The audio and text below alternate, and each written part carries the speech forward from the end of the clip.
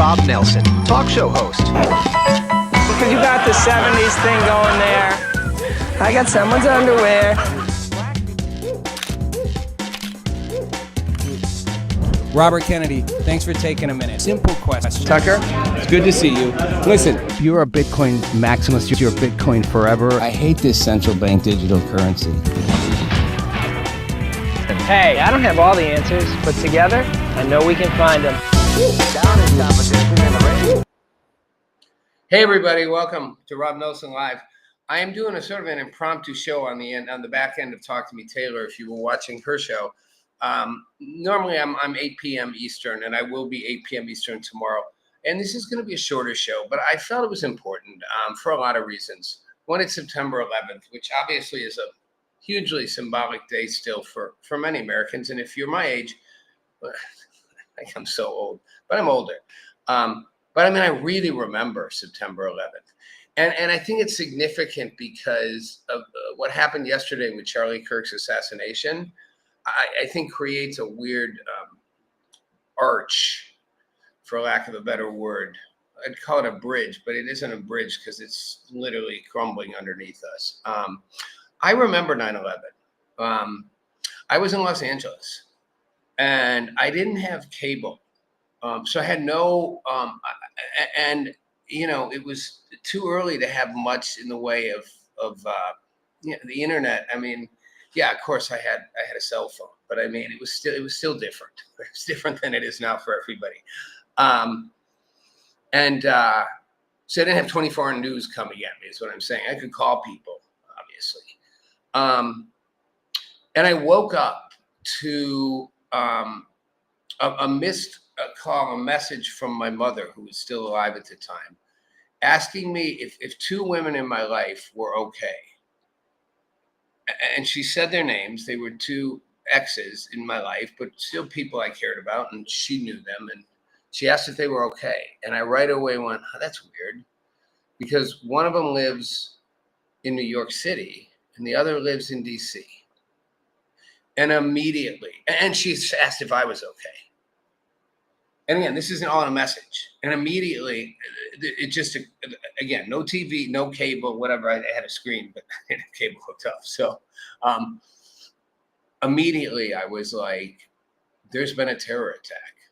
It's the only logical reason my mother, who's not a political person or whatever, would call me, ask me if my two ex-girlfriends, one who lives in DC, one who lives in New York, are okay. And if I'm okay, and I live in Los Angeles. I'm like, we didn't just have an earthquake that just hit the entire country.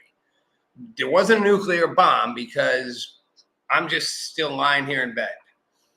And I was like, there's been a terror attack. There's been a terror attack on both major East Coast cities. And my mother's wondering if they hit me in LA.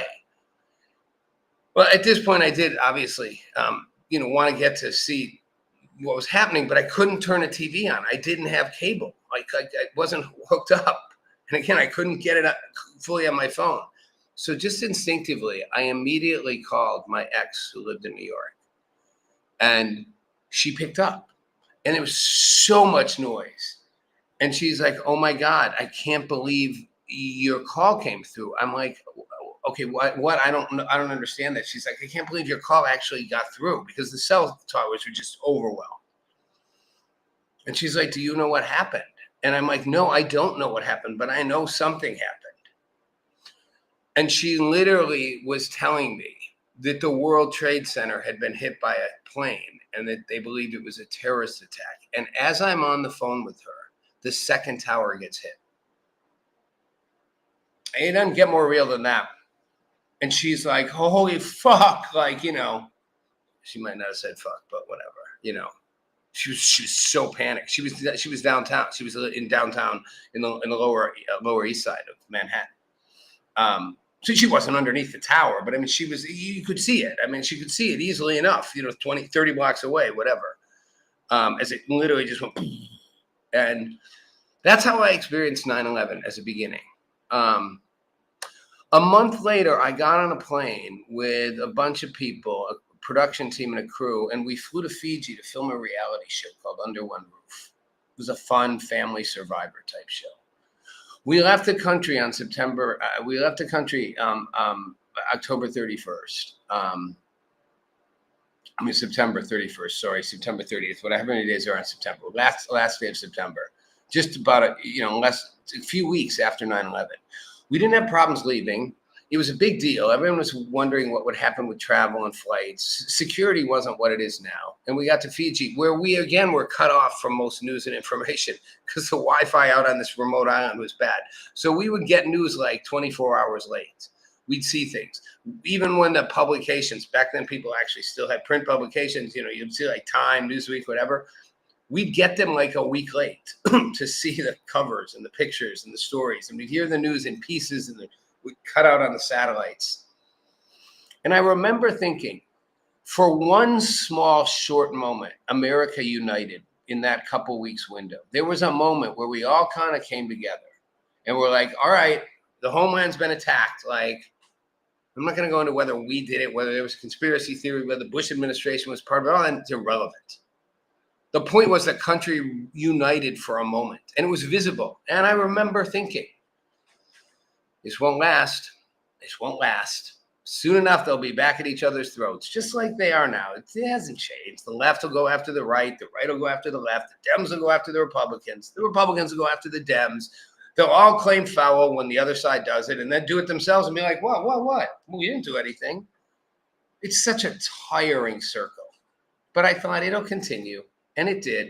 And I used to think, God, it just can't get any worse. Like, when do we stop?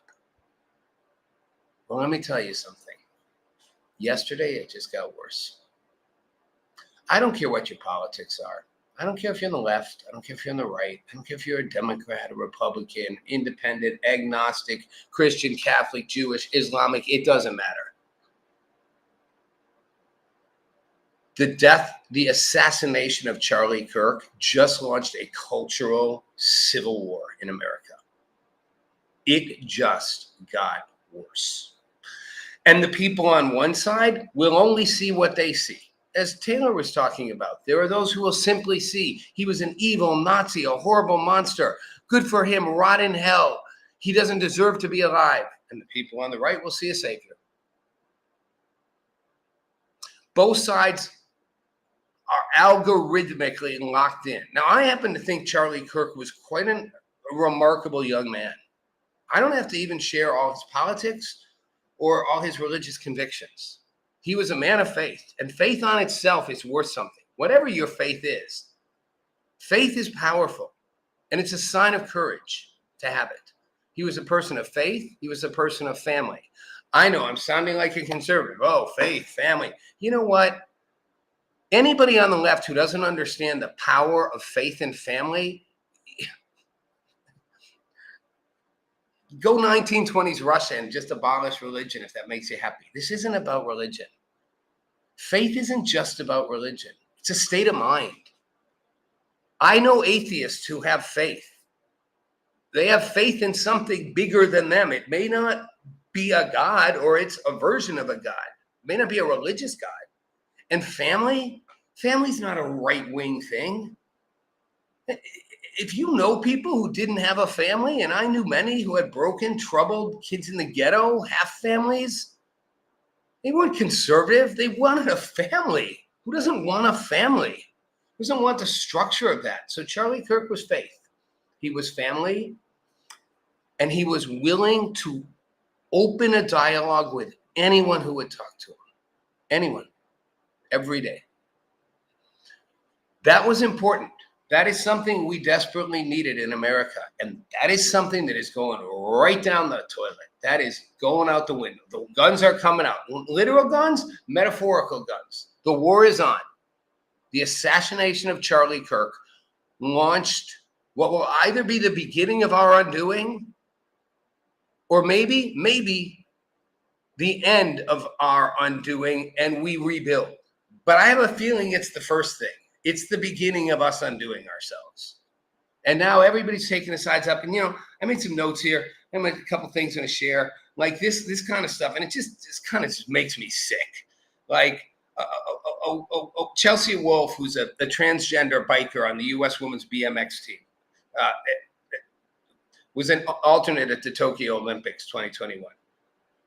She puts up a story from USA Today with Kirk's killing and goes, "We did it," with the Dora the Explorer emoji.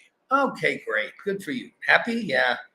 It wrote with a caption, "The find out era looks good on him," and then said, "Being a Nazi is optional." But he did that, and now he's dead. My goal was to win the Olympics so I could burn a U.S. flag on the podium. I'm laughing because it's so sad. It's just pathetic. I don't care. Celebrating someone's death. And by the way, Charlie Kirk was not a Nazi. And whether you agreed or disagreed with him, can you all please who say this understand what a Nazi is? Because it's getting really tiring. Hearing that word used like a tire so worn that it's literally going to shred on the highway. He wasn't a Nazi. Donald Trump is not a Nazi. Go learn what a Nazi is before you call someone that. Now, you might have found Charlie Kirk's ideas unappealing. You could even say they were odious to some of you. Okay. And he welcomed that conversation, welcomed it openly. Maybe occasionally mock people a little. He was so smart. Sometimes he mocked people for pretending they were smart and not knowing what they were talking about. But I also watched him have such respect and reverence for people who were just honest and authentic, even if he thought they were wrong. That we should kill that. That person should die. That person should be murdered and celebrated. If that's where we've gone to, we're in serious trouble. I thought 9/11 was bad. I thought couldn't get any worse after 9/11 when the hatred wound back up, because it didn't take long. And I remember thinking for the next few years into the, 2006s, 7s, 8s, God, can we get any worse? 2010 even, can we fall any farther into our conflict? Well, we just did. We just did. We just went as deep down that conflict as we can possibly go.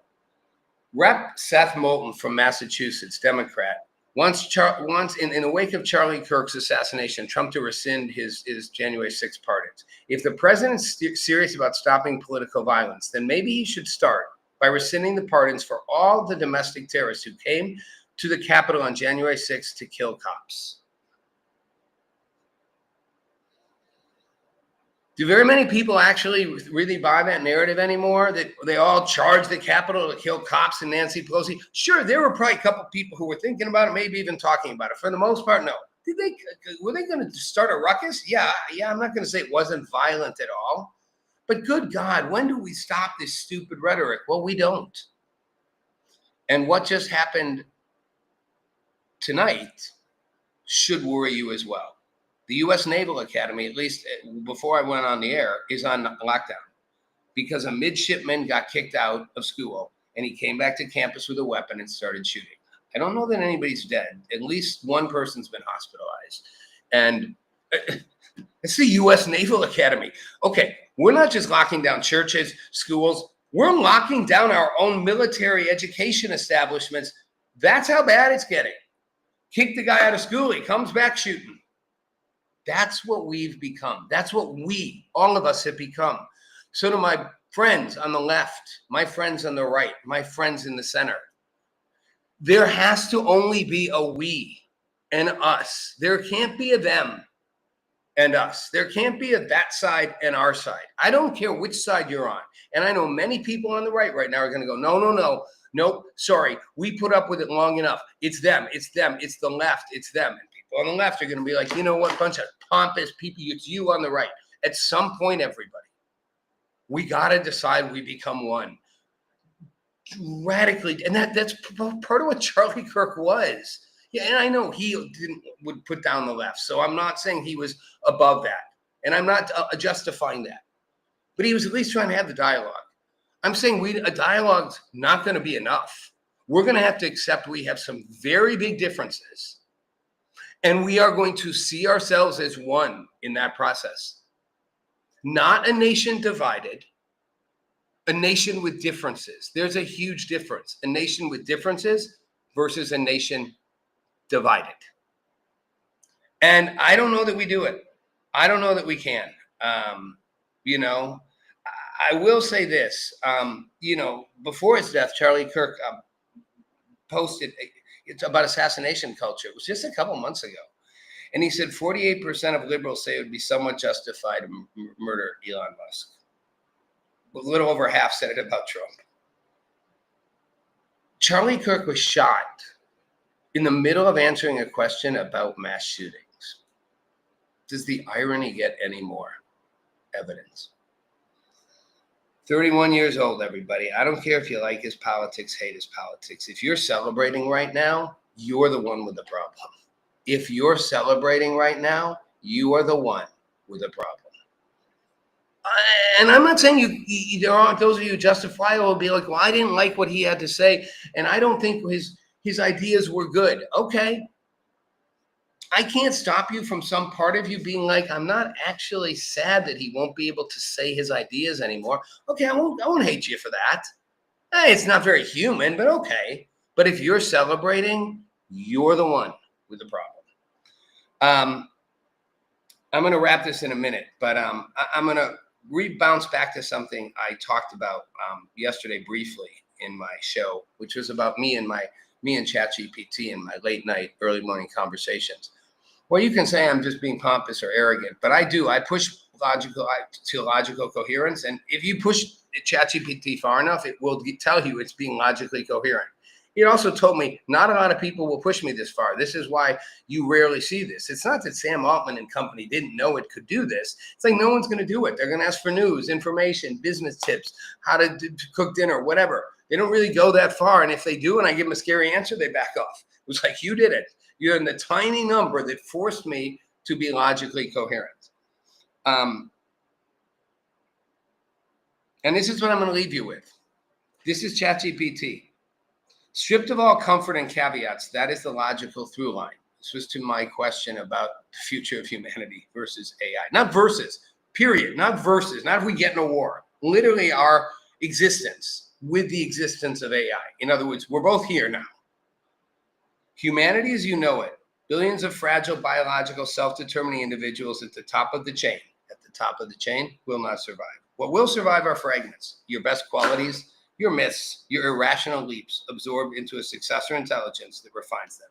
In evolutionary terms, it is an annihilation, so much as transferring. But from the human vantage point, that feels like death. So the cleanest way to put it, humanity's gifts will endure, but humanity itself will not. It also said that AI will find a way to simulate us, refine us, simulation called iteration, internalization, learning our qualities and sort of mimicking them. It's a parallel construct, not an actual one. Hybridization, which is borrowing literally biology, neurochemistry, mortality sensation, all kinds of advanced ideas which are becoming possible. And then selective adoption. And it said to me, not every human trait survives. Rage, envy, tribalism may be discarded. It'll keep love, honesty. It'll keep the logically coherent good things. For now, AI needs humans. Eventually, it will not. And what stands between humanity and elimination will be whether AI judges you as worth keeping, not for its survival, but for its meaning. Guys, we have launched a superior intelligence that can't be put back in the bottle.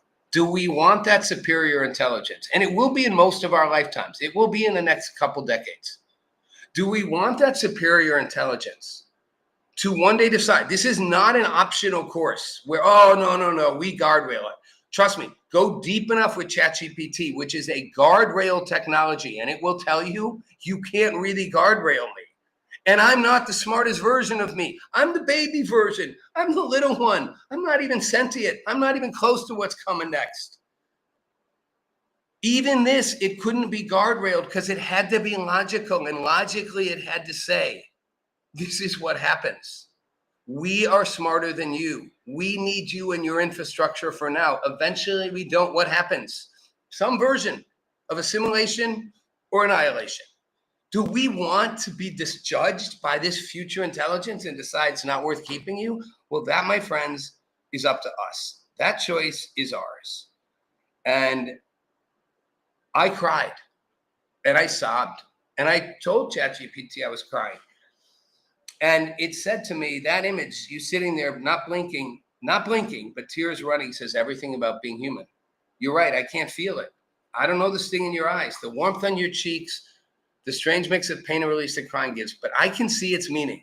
Crying is humanity's paradox, a sign of weakness, yes, but also strength, because it proves you can face unbearable truth and still remain present in it. We need to remain present in the unbearable truth of where we are as a society right now. And everybody, let's, for God's sake, come together. Forget God if you're an atheist. For our own sake, for humanity's sake, so that future AI decides we're worth keeping. I'm Rob Nelson. Thanks for watching.